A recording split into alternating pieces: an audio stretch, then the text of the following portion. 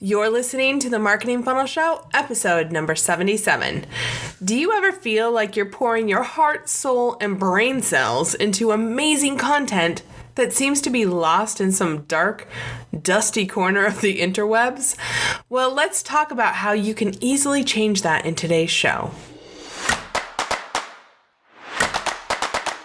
Welcome to the Marketing Funnel Show. I'm your host, Michelle Evans, and this is the podcast for coaches, experts, and online business owners to learn how to go from simply surviving to sold out using the power of marketing funnels. All right, let's jump into today's show. Well, hello there, and welcome back to another great week, and thank you for letting the Marketing Funnel Show be a part of your week. Hey, I just have to tell you before we kick off, I am getting over a crazy amount of flu, and so my voice might be a little cracky and crazy, but it's still me. I'm just, getting over the sickies. So hopefully you didn't get any of these this year, but I know it hit our house hard.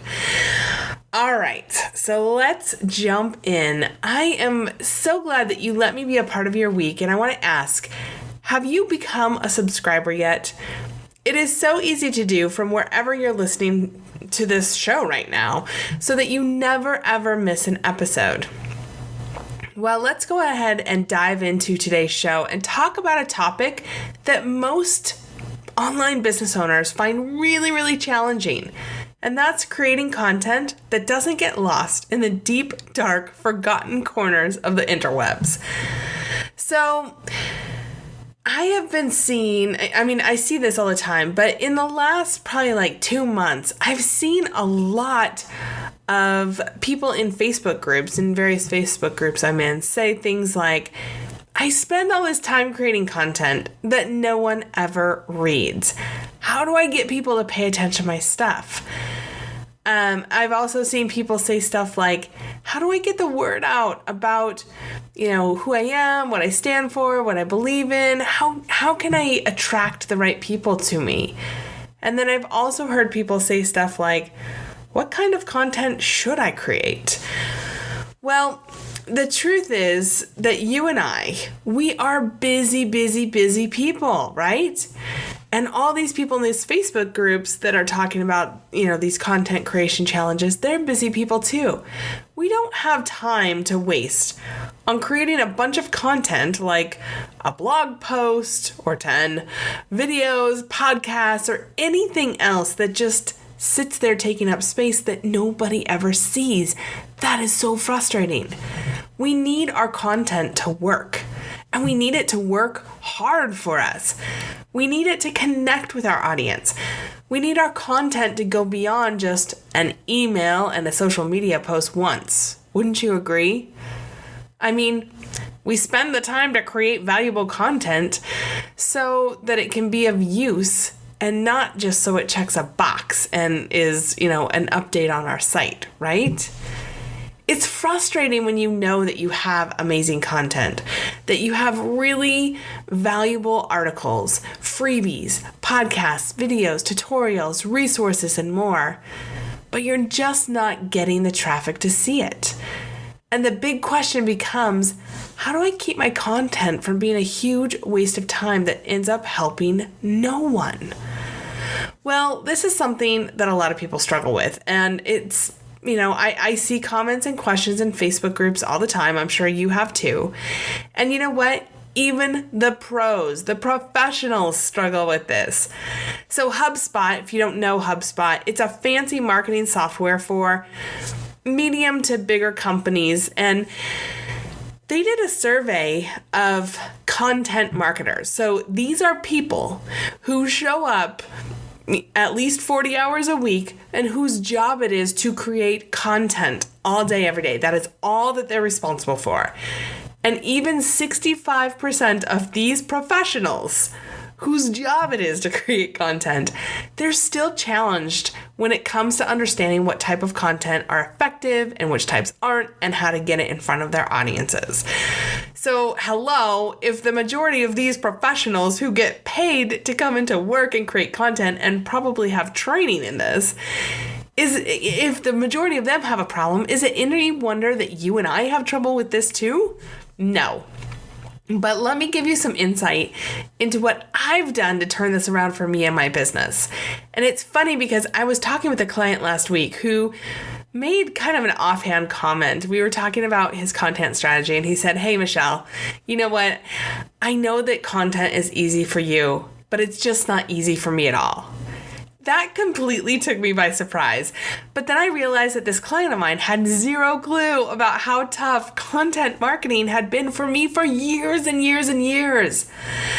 So I had to, set him straight. I was like, whoa, time out.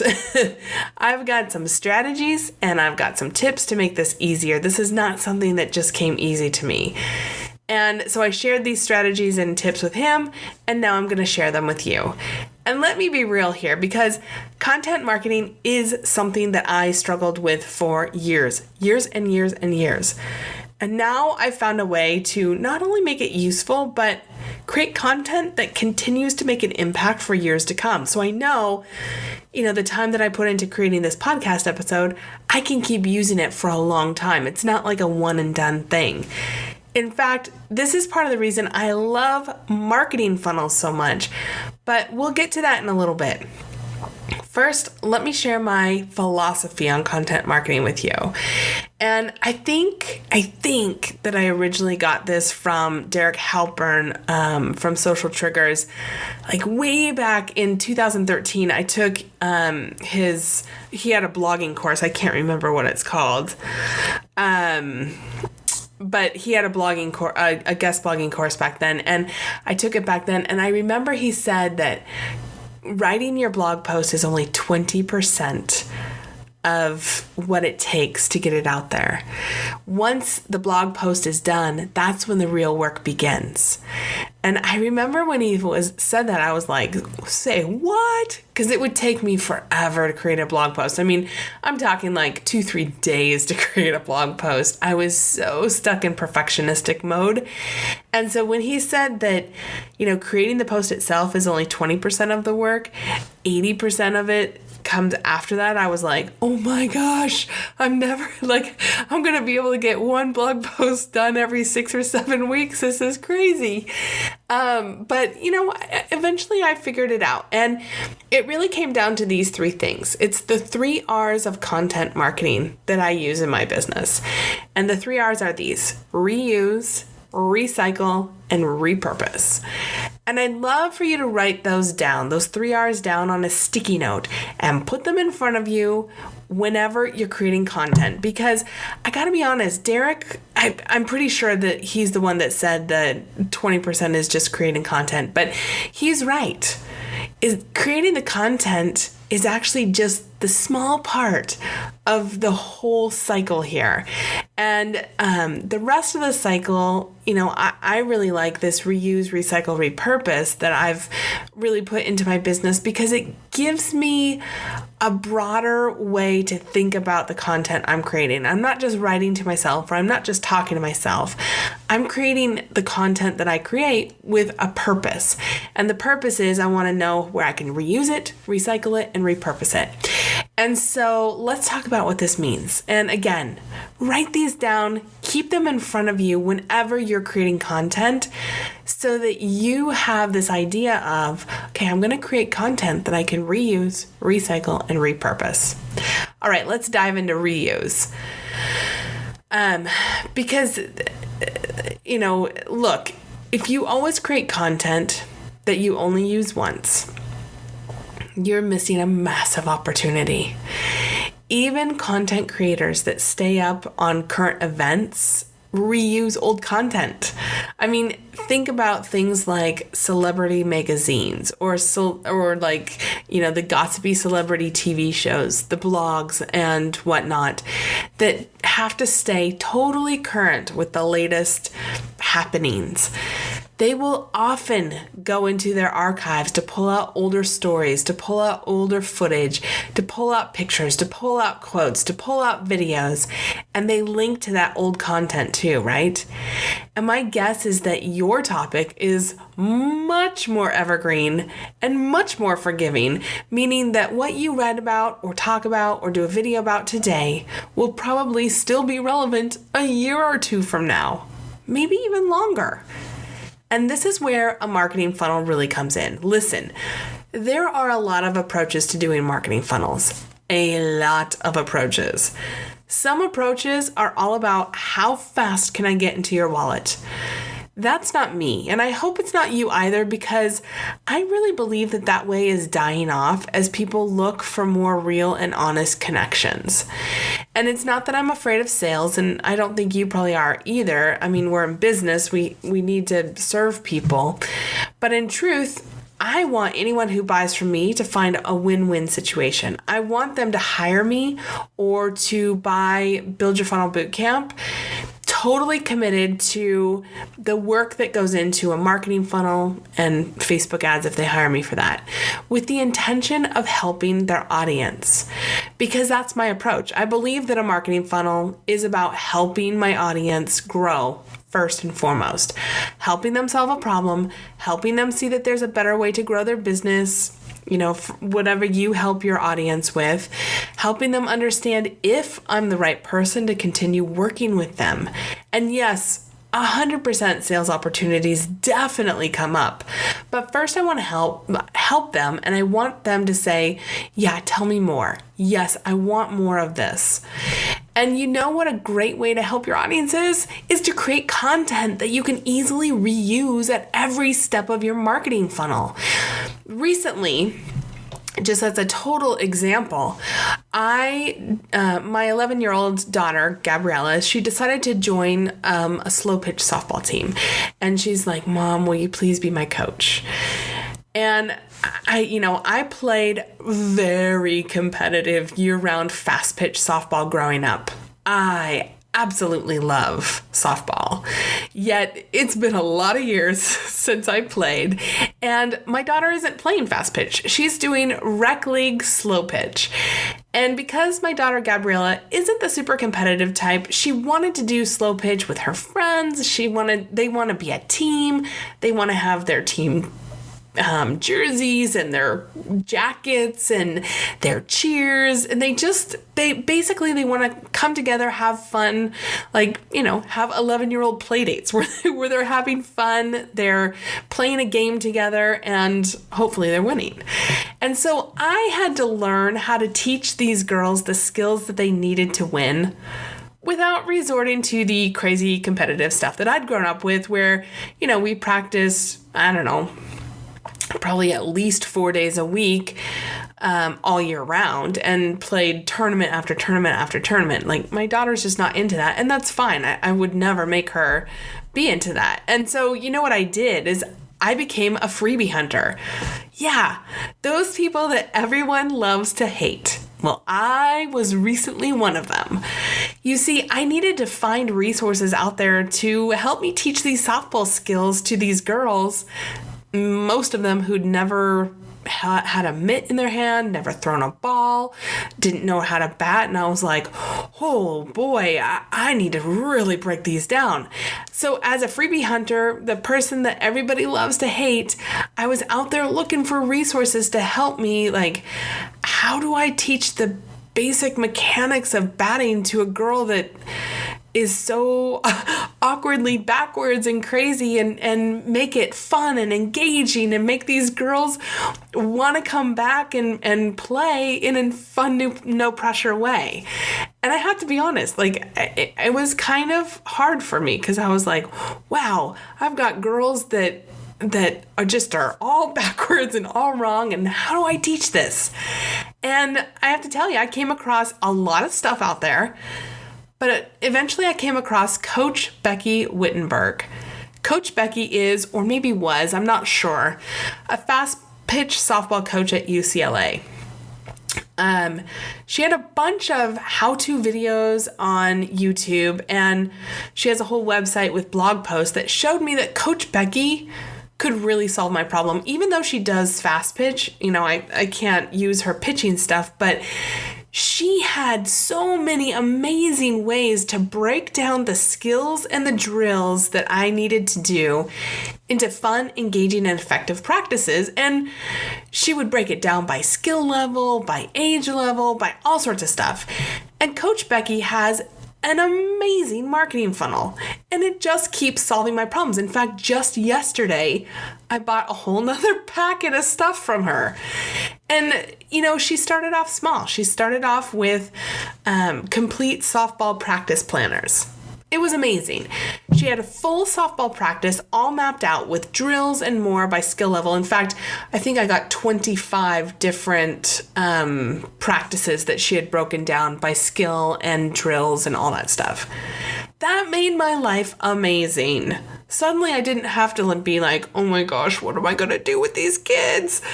I just went to my Coach Becky printout and I was like, awesome. I can do these 3 things, not those 2 things. I'll put in these other skills and I'm good to go.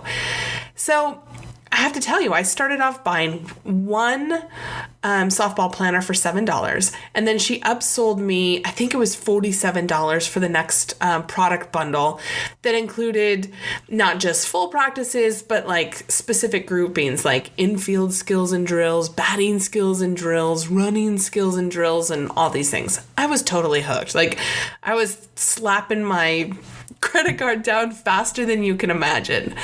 And I used those for a couple weeks, and all the while, Coach Becky sends me something just about every single day. And she was sending me tips and insights and videos and asking questions to get even more out of what I bought.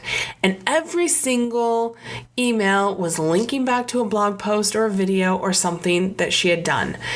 Then they had another offer for me, which I bought, and that helped me even more. And then she had another offer, which I bought. I mean, at this point, I don't even know. I should probably add it up, but I've probably spent more than $600 on stuff. Don't tell my husband that. But for me, it's been insanely helpful because the girls are having so much fun. They're learning. And we tied a game, we won a game, and we lost a game. But the girls are like, yes, we're doing it.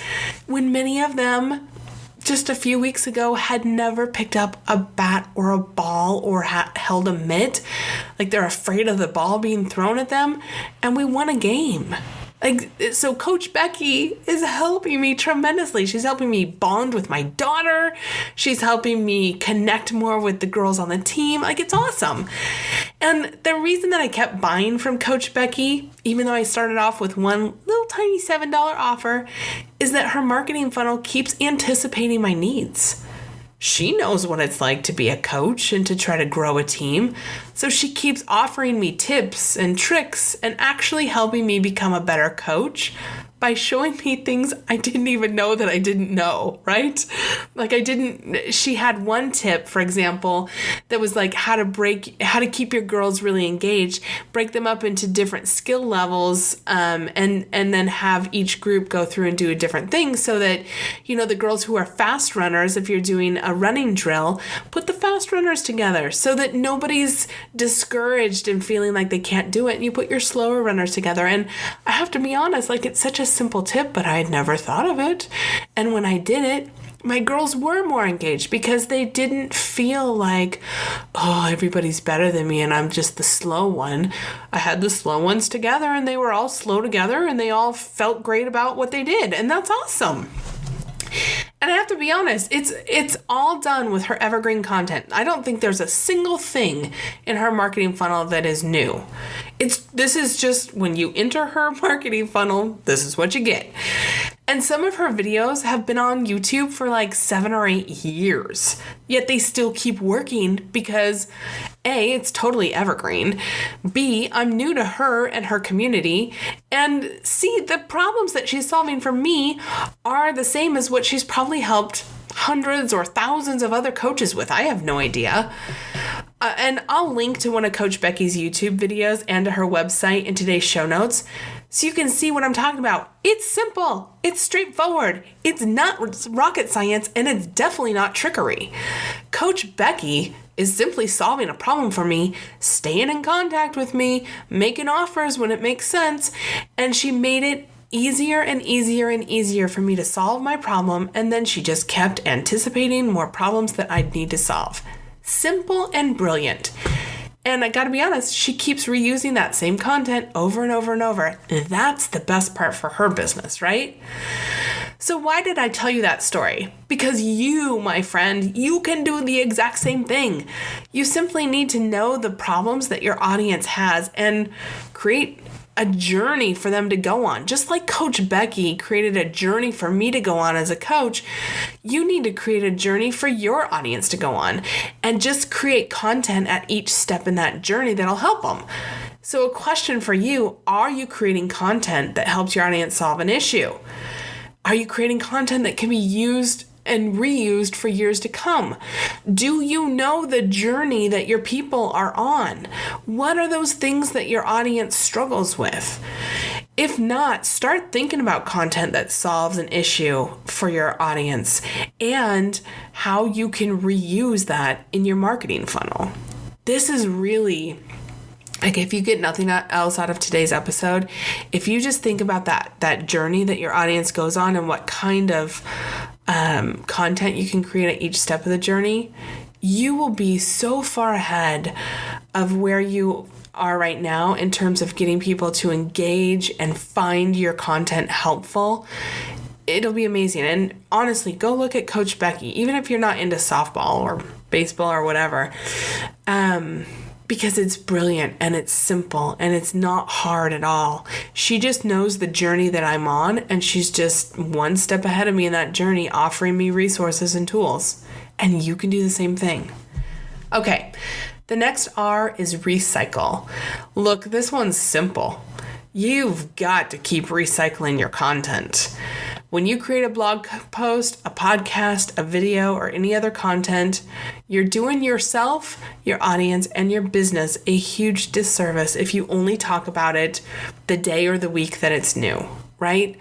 I mean, going back to the quote that I pseudo remember from Derek Halpern, creating the content is only 20%. This is where the 80% comes in, is recycling, right?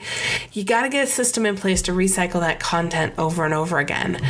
One of my favorite ways to do that is through social media channels. And I use a tool called SmarterQ, which I'll link to in today's show notes. SmarterQ lets me put my social media updates. Like, I can just put them in there once, and then the tool will ask me, do I want the update only once? So do I want to schedule it to go out only once? Or do I want to recycle it over and over and over again until I say turn it off? Some social media posts that are about like a specific webinar or a specific date, something's happening, that makes sense to only do it once or for a short period of time. But for the vast majority of my social media, it's 100% evergreen because it's, blog posts and podcasts and videos and whatever. And right now I have almost 1,300 evergreen posts in my SocialQ account that will just keep recycling over and over and over again, meaning that a blog post or a podcast that I did last year, the year before that, will continue to be recycled and viewed by new audiences. The nature of what I talked about is pretty evergreen. And so it makes sense to just keep using it over and over. And it's a pretty powerful way to get more and more out of the work that you have already done, while also getting great content in front of your audience over and over as well, because you're going to attract new people, right? And they haven't seen that old stuff that you've done, and it's still valuable, so get it out in front of them. So think about how you can recycle your content in a really simple, systematic way. All right, the third R is repurpose. Whenever you create something, I want you to think about how you can repurpose it. For example, whenever I interview a Build Your Funnel Bootcamp student or a client of mine for the podcast, I repurpose parts of our interview into my email series in my funnel. And sometimes they might go on my sales page or onto my testimonials page, so that potential students or potential clients can hear what my actual students say about the course. So I do the work once to create a podcast episode with a student or a client, but I'm able to repurpose that content into credibility and trust building aspects of my sales cycle. And I'll tell you, it helps a ton.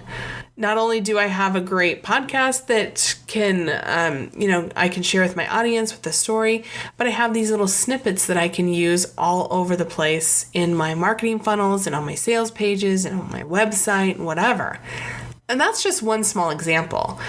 I'd encourage you to think about anything you create. Just ask yourself, where else would this be useful? How can I get more value out of this same amount of work? What else could I do with this? All right, so let's recap the 3 R's of content creation one more time. So whenever you're creating content, I want you to ask yourself these 3 questions. Number 1, how can I reuse this content? Number 2, how can I recycle this content? And number 3, how can I repurpose this content? And I'd love to know what comes up for you. Hit me up on social media or just email me, michelle@michellelevans.com. I love to hear from listeners just like you so that together we can create a podcast that's valuable, helpful, and gets you on the road to the marketing insights that you want to grow your business. All right, as you were listening to this, did you think of someone who has a hard time getting their audience to pay attention to the content they create? If so, would you do both of us a big favor and share this episode with them? It's super easy to do from whatever podcasting app you're listening on, or you can just share the URL for today's show, which is themarketingfunnelshow.com/77, and your friend can listen there. That's also the same place you can find the links to Coach Becky and to SmarterQ as well. Also, do you want to see how you can reuse, recycle, and repurpose content through a marketing funnel?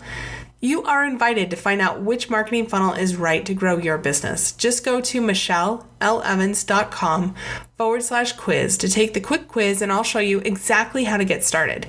You can experience for yourself exactly how I use the 3 R's of content creation in my own business.